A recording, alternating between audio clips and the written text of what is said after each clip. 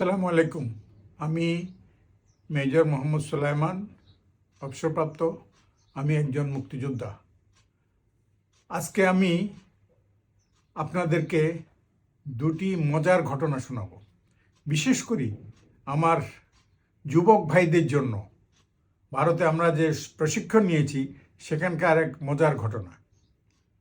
একদিন বিকেলবেলায় আমাদের আনাম কম্বাট বলা হয়, অর্থাৎ অস্ত্র ছাড়া প্রশিক্ষণ, যেটা যেটা কুংফু টাইপের, চাইনিজ, শত্রুকে কিভাবে ঘায়েল করতে হয় অতি সহজে, সেই প্রশিক্ষণ দিচ্ছিল পাঞ্জাবি এক সার্জেন্ট।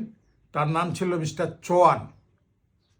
তো আমরা ট্রেনিং করতেছি এমন সময় আমার এক সতীর্থ, আমার ভাই মরহুম ব্রিগেডিয়ার আব্দুর রব, তিনি বললেন যে ওস্তাদ, এটা এভাবে না করি, যদি এভাবে করি তাহলে কেমন হয়। তখন সে রেগে বলে, বাচ্চা হয়ে বাপকে কি শেখাতে পারো? তখন রব নাসরবান্দা বলল যে না ওস্তাদ, আপনি যেভাবে হচ্ছে না এভাবে হবে না, এভাবে হবে এই প্রশিক্ষণটা। তখন সে ওনাকে ধরে এমনভাবে উড়াইয়া, আকাশ থেকে উড়াইয়া 360 ডিগ্রি রাউন্ড করে বালির ভিতরে ফেলে দিল। ফেলে দিয়ে সে তো একেবারে হতভম্ব হয়ে গেল। আর মানে কোমর সোজা করে আসতে মানে, ইয়ার আপ কমান্ডো হ্যাঁ? তখন সে, আমার বন্ধু রব, মরহুম ব্রিগেডিয়ার রব, বলল, জি আমি পাকিস্তান আর্মির প্যারা কমান্ডো ছিলাম। তারপর থেকে আমাদের এই প্রশিক্ষণটা আমাদের দোস্ত রবই আমাদেরকে কন্ডাক্ট করতো এবং আমরা এই প্রশিক্ষণ নিয়েছি।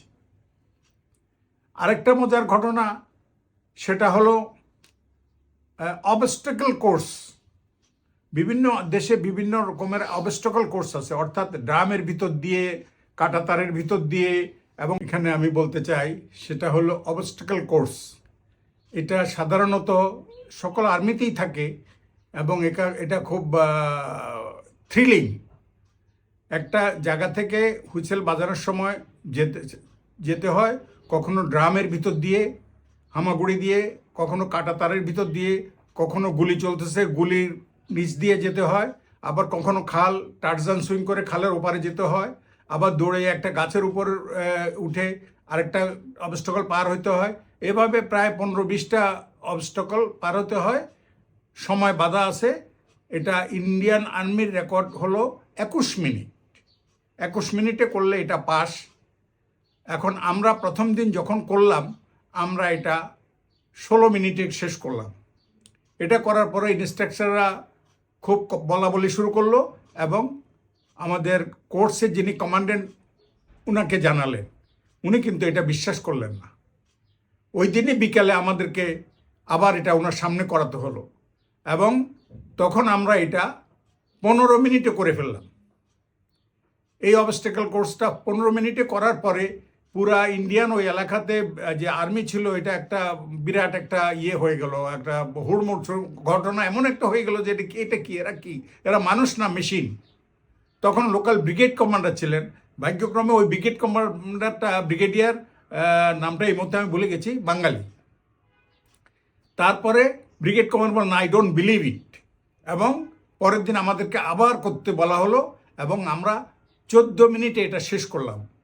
শেষ করার পরে আমাদেরকে আর্মি নীতি অনুযায়ী একটা বড় খাওয়া দেওয়া হলো, মানে বিরিয়ানি বড় রকমের উন্নত খাওয়া দেওয়া হলো এবং উনি আমাদেরকে একটা অ্যাড্রেস করবেন বললেন এবং অ্যাড্রেসে উনি বললেন, পৃথিবীর কোনো সেনাবাহিনী বা কোনো দেশ নাই এই বাংলাদেশের যে বিজয় ছিনিয়ে নিতে পারে।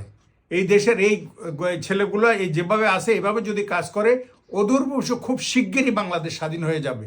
কারণ এদের যে অবস্থায় দেখেছি, আমি যা দেখেছি, আমার এই প্রায় 22 বছর চাকরির, যে আমি একজন ব্রিগেডিয়ার হিসেবে আর যে বিভিন্ন দেশে আর্মি দেখেছি, কিন্তু এদের ক্ষমতা এত বেশি যে এরা যে কোনো মুহূর্তে পাকিস্তান আর্মি থেকে বাংলাদেশকে ছিনিয়ে নিতে পারবে। এবং আমরা এটা খুব তার কথাগুলো আমরা খুব উপভোগ করলাম এবং আমাদেরকে অনেক নাস্তা টাস্তা অনেক দিয়ে, অনেক সবাইকে সাথে হ্যান্ডশেক করে আমাদেরকে খাওয়া দাওয়া দিয়ে একদম মানে তারাও খুশি হলো, আমরাও খুশি হলাম। এ হলো আমাদের মুক্তিযুদ্ধের সময়কার ট্রেনিংয়ের একটা ক্ষুদ্র অংশ। আরও অনেক অংশ আছে, আরও অনেক কিছু আছে, সেটা পর্যায়ক্রমে ইনশাল্লাহ বলবো সময় মতো। আসসালামু আলাইকুম।